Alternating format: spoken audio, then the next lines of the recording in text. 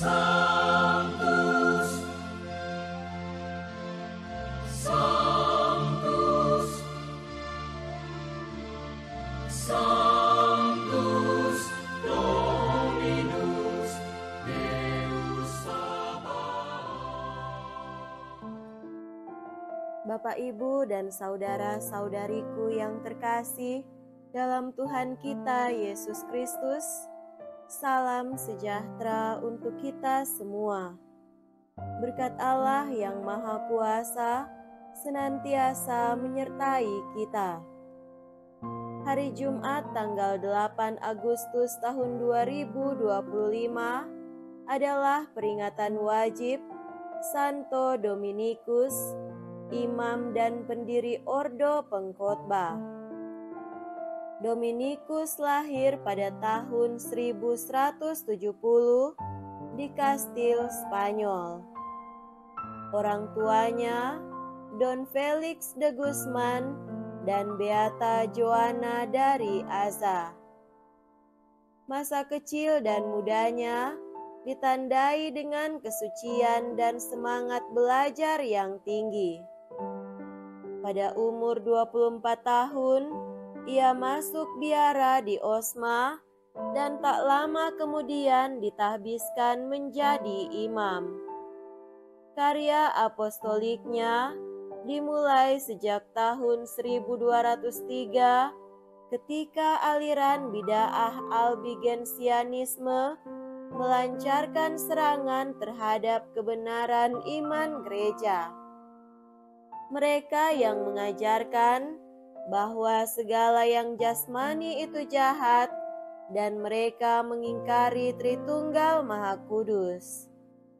Terdorong oleh desakan batin untuk memberantas pengaruh jahat aliran sesat itu, Dominikus mendapat ilham untuk mendirikan sebuah tarekat religius yang lebih memusatkan perhatian pada soal pewartaan sabda. Tahun 1214, Dominikus bersama dengan rekan-rekannya merencanakan mendirikan sebuah tarekat religius Ordo Dominikan yang dikenal dengan nama Ordo Predicatorum atau Ordo Pengkhotbah.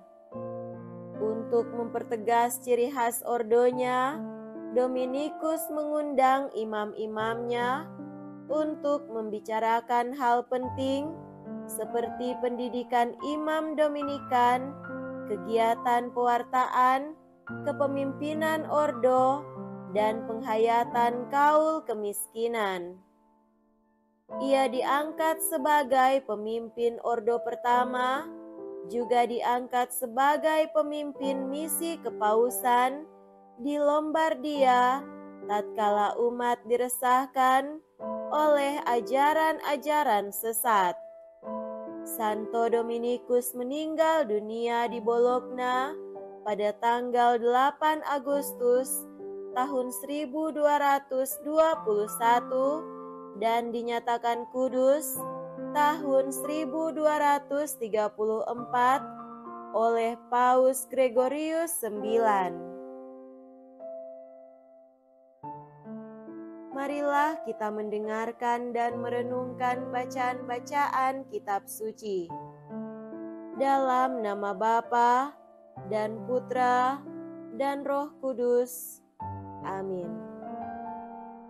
Bacaan pertama dari kitab Ulangan bab 4 ayat 32 sampai 40.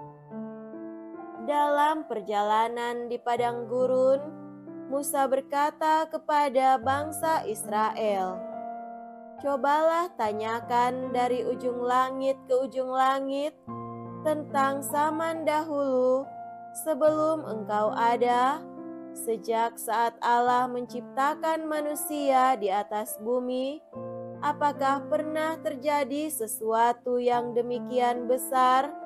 Atau apakah pernah terdengar sesuatu seperti ini?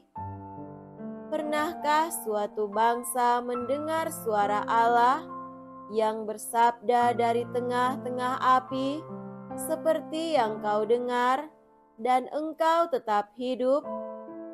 Atau pernahkah suatu Allah mencoba datang mengambil baginya suatu bangsa dari tengah-tengah bangsa lain dengan cobaan, dengan tanda-tanda dan mujizat-mujizat, serta peperangan, dengan tangan yang kuat dan lengan perkasa, dan dengan kedahsyatan yang besar, seperti yang dilakukan Tuhan Allahmu bagimu di Mesir, di depan matamu?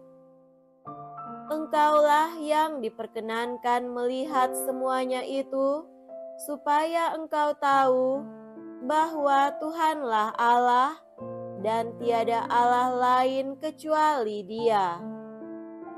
Dari langit, Ia membiarkan engkau mendengar suaranya untuk mengajar engkau.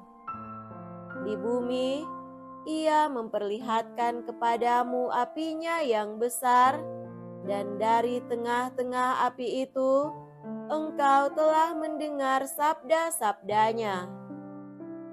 Karena Ia mengasihi leluhurmu dan memilih keturunan mereka, maka Ia sendiri telah membawa engkau keluar dari Mesir dengan kekuatannya yang besar. Ia akan menghalau dari hadapanmu bangsa-bangsa yang lebih besar dan lebih kuat daripadamu. Ia akan membawa engkau masuk ke negeri mereka dan memberikan negeri itu kepadamu menjadi milik pusakamu, seperti yang terjadi sekarang ini. Sebab itu, ketahuilah pada hari ini dan camkanlah bahwa Tuhanlah Allah di langit di atas dan di bumi di bawah, tiada yang lain. Berpeganglah pada ketetapan dan perintahnya yang kusampaikan kepadamu pada hari ini, supaya baiklah keadaanmu dan keadaan anak-anakmu di kemudian hari.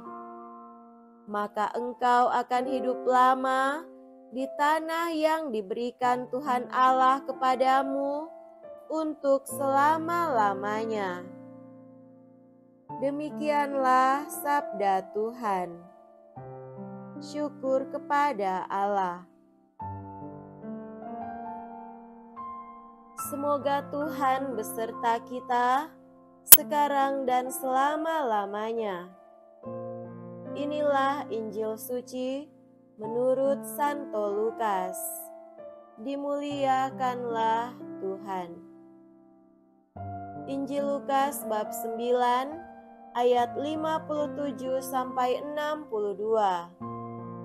Sekali peristiwa ketika Yesus dan murid-muridnya sedang dalam perjalanan, datanglah seorang kepada Yesus dan berkata, "Aku akan mengikuti engkau kemanapun engkau pergi."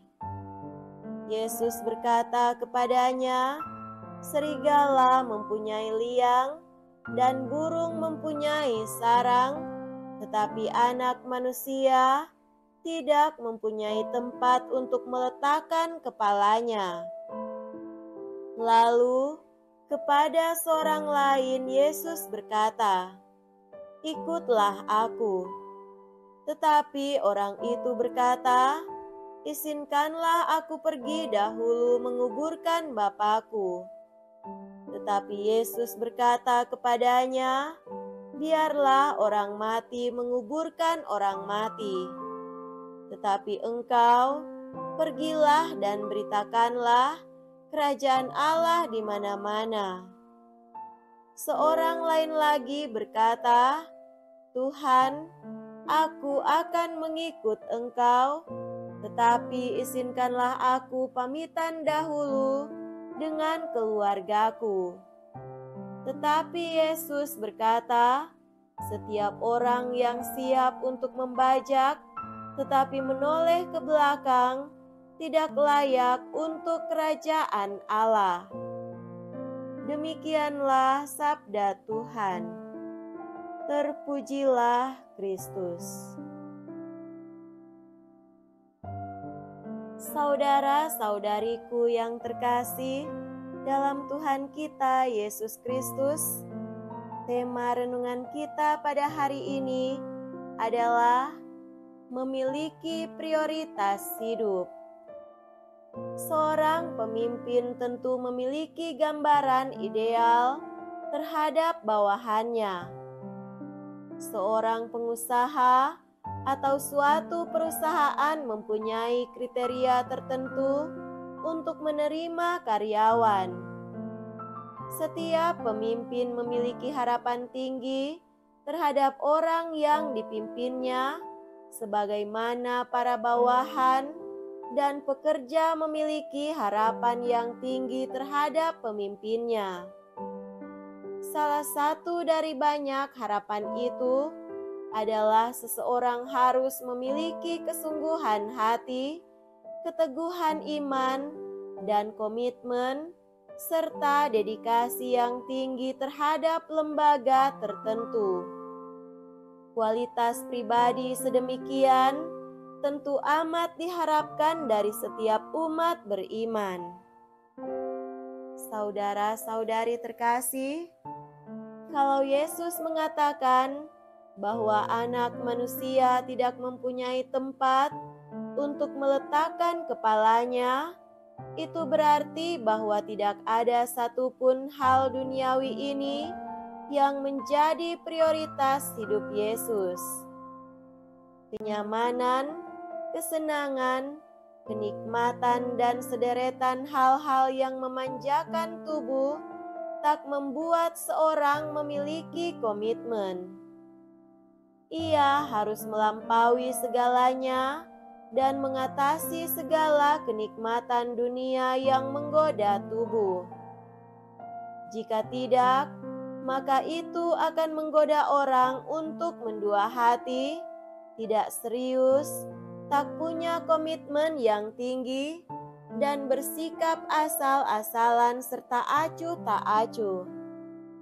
Mengikuti Yesus bukanlah atas cara demikian, melainkan semestinya dengan komitmen yang tinggi, tak kenal lelah, tidak dipengaruhi atau tergantung pada fasilitas, kesenangan, kemudahan, atau kenyamanan pribadi. Sebab jika demikian, maka hal mengikuti Yesus hanya didasarkan semata-mata pada agenda dan keuntungan pribadi. Padahal mengikuti Yesus adalah untuk misi keselamatan yang dibawanya. Penyertaan Yesus tentu akan bersifat selamanya, karena Yesus akan menyertai para murid sampai akhir zaman dan akan melengkapi mereka dengan kuasa dan segala berkat rohani di surga dan di bumi. Saudara-saudariku terkasih, kita bisa memahami kalau Yesus berkata kepada orang yang bertanya kepadanya, "Izinkan aku pergi dahulu menguburkan Bapakku." Yesus menjawab, "Biarlah orang mati menguburkan orang mati. Tetapi engkau, pergilah dan beritakanlah Injil kemana-mana." Memahami perkataan Yesus itu, segala alasan seperti menguburkan orang mati atau berpamitan pada keluarga di mata masyarakat pada umumnya tentu akan kelihatan luhur dan wajib, dan itu merupakan hal yang lumrah dan wajar untuk dilakukan. Namun bukan pesan itulah yang hendak dikatakan Yesus secara harafiah. Pesan Yesus adalah suatu komitmen untuk mengikuti Yesus tanpa syarat apapun secara penuh. Karena soal berpamitan kepada keluarga atau izin menguburkan seorang ayah yang dikatakan orang yang bertanya pada Yesus itu bukan menjadi hal yang nyata seperti yang dikatakan, melainkan kerap pada zaman itu merupakan ekspresi atau ungkapan seseorang yang mau menampilkan keraguan-raguan, alasan-alasan yang tak memadai, dan kekecualian-kekecualian tertentu, serta memberi syarat-syarat tertentu untuk kepentingan dan kenyamanan diri, daripada mau dengan rela dan penuh komitmen mengikuti syarat-syarat yang ditetapkan Yesus. Orang yang membajak tetapi menoleh ke belakang adalah simbol seorang yang ragu-ragu, pelin-pelan, tak punya pendirian. Maka, dalam mengikuti Yesus, keteguhan hati, komitmen tinggi amat diperlukan. Maka curahkanlah perhatian, tenaga, waktu, energi dan segalanya untuk segala kemuliaan Tuhan, dan bukan setengah-setengah, ragu-ragu atau malah mencari keuntungan bagi diri sendiri. Semoga demikian. Amin. Dalam nama Bapa dan Putra dan Roh Kudus. Amin.